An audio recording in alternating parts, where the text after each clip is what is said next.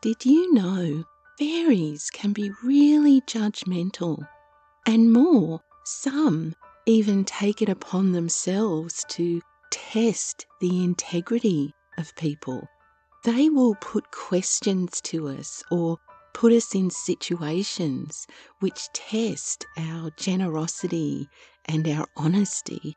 Sometimes they'll disguise themselves as a beggar or a travelling person in need of help or hospitality. But oftentimes they'll just present themselves in their true form. G'day, I'm Kitty and welcome to Fairy Encounters. Do you think you would pass their integrity test? Well, those who do pass their test by helping them or satisfying their standard of behaviour are rewarded, but those who do not are punished. In a recent video, we explored true stories from people who live or lived close to fairies. In this video, I'm going to share 8 true experiences of people who have had a fairy walk right up to them or come and knock on their door and ask to borrow something. I know this sounds straightforward, but it can be really complicated. And knowing how unpredictable fairy are, we know also it can be dangerous. These true stories today range from fun interactions to kind fairy returning more than they borrowed, to others returning the item but with conditions or even demands. And in the very last story, well, we find that sometimes, I hate to say it, some fairies are just kind of bullies. Well, let's dive in and start nice and easy with a few pleasant experiences. An old man called Tommy Granty and his wife Biddy lived near a fort. Biddy used to sit sewing at the window, and often her needle or thimble or scissors would just disappear and could not be found. When this happened, she always said, "No harm, the good people took a loan of it." She would not call them fairies, for she knew that that was not polite. And sure enough, in a few minutes, it was left back in its place, and merry little laughs were heard outside. Often Tommy and Biddy heard grand music coming from the fort, and they knew then that the good people were having a party. In the townland of Minavoy there is a fort, and near this fort there is a house. One day the woman of this house was all alone. A strange-looking little woman came in and asked her for a bowl of oatmeal. The woman of the house was very frightened because she had never seen a woman so small in all her life. She noted that the little fairy woman wore a red dress and red shoes and had a little red and black shawl. The woman of the house gave her the oatmeal, and the little fairy woman went on her way. From that day, the barrel was never empty, and some time after, the same little fairy woman came to the woman and asked her for the loan of her shawl. Well, the woman gave it to her, and the next day she found it nicely folded, lying on her doorstep. There was a woman in the village of Carabeg long ago to whom the fairies used to come for loans, asking her for meal or money or anything really that they wanted. One day they came into her home and she refused them a loan, and they angrily told her that she would lose 10 times as much as they had asked of her. Later, that very same day, her horse broke its leg right at her front door. One day, a red-haired girl went into Conway's house and asked for the loan of an oven, which was, of course, given to her. She was seen entering the fort with it, and in 3 or 4 hours she returned with it, but this time it was far different from what it was formerly, for it glistened and shone like silver.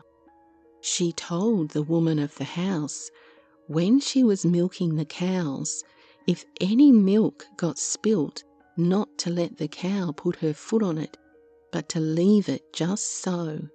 And also, when they were throwing out the ashes, not to throw it up in the air, but to lay it down gently, in order that it would not blow into their fort. There was a woman living near a fort one time. Once a week, a fairy woman used to borrow a pot from her.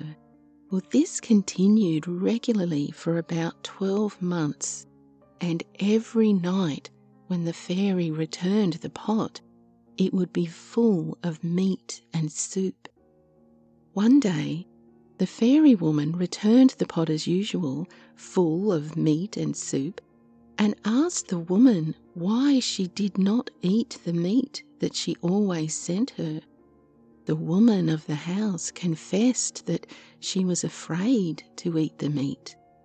Well, the fairy woman made no comment of her reply, but just said that they would be leaving the fort in the following week, and she hoped that the woman would be as kind to the newcomers as she had been to them.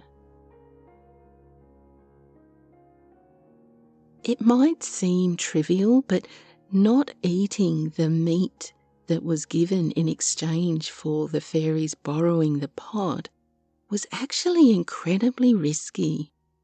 Their gentle, friendly arrangement. Was the fairy woman so gentle that she took no offence to this? Or was she so offended that that was the reason they were leaving the fort? Before we move into the next stories, I just want to take a second to thank every single one of you who watches my videos, everyone who leaves a like or a comment or shares with someone else. I really appreciate you. These little things make such a big difference in the vastness of YouTube. This channel is nothing without every single one of you, so I thank you from the bottom of my heart. Now, let's get back to these amazing stories. And this next one, it's a strange one. It shows us a fairy who takes the opportunity to give life advice to a woman. Once, a fairy visited a lady who was alone in the house. She came to borrow a noggin of meal. The lady gave it to her, and the fairy told her that she would come back to repay her on a certain day. And so she did. She came back on the day she said she would and gave the lady more meal than what she had gotten. "Now, my good woman," said the fairy, "you are in the habit of visiting your own people very often. But if you take my advice, you should stay at home and mind your own place, and your husband will think more of you. Always keep the hearth clean and a stool on it, and if you do this, you will never want for anything as long as you live." The lady of the house listened to her advice and followed it, and the fairy's words came true. One night, Patrick Connolly was coming home from his work, and he had to pass by the Gardlona fort. While he was going over the fort, he saw a very small wee man standing beside him with a broken churn staff in his hand, and he asked Patrick to mend it. The little fairy said, "I wouldn't ask you, only I think you are a tradesman because you have a lot of carpenter tools with you." So Patrick said he would mend it. When he was finished mending it, the little fairy gave him bread and butter. When Sarah McCallion was living here on earth, her home was built on the bank of the river which flows from Slieve Main into the Cranna. Some fairy bushes were growing near the house, and the fairies were supposed to stay in them. When Sarah used to be in the house by herself, they used to come in and laugh at her. They would ask her for sugar, and sometimes she would give it to them. But if she wouldn't give it to them, the fairy would just take it themselves, and they would steal her meal.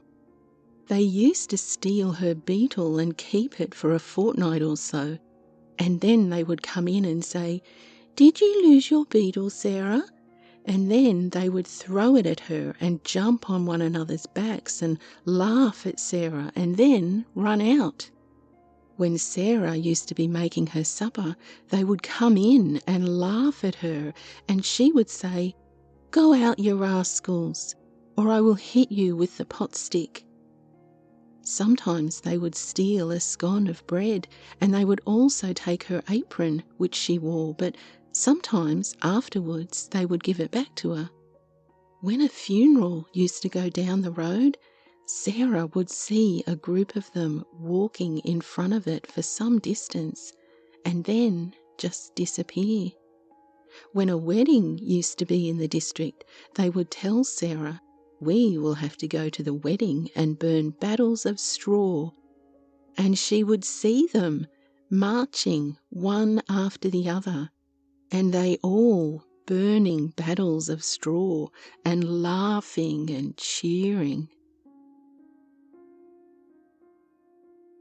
So, in a nutshell, if the fairy asks to borrow something, you give it to them, because saying no will not be good for your health or well-being, and it could even bring ruination, because there is an underlying sense of being tested.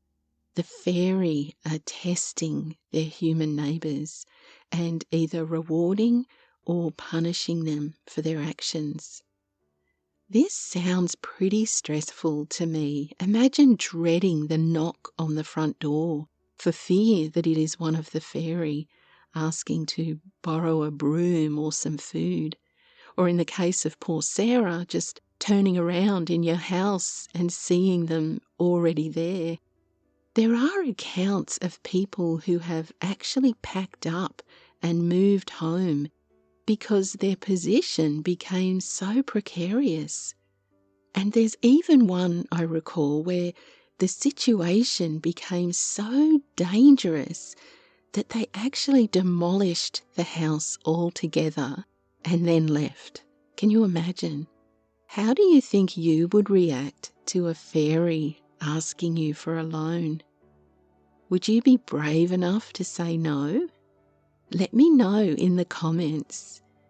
Sending a warm welcome and thanks across the oceans to our new patron Janine and our new channel member Carlos.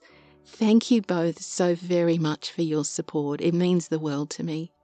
Until next time, stay curious. Cheerio.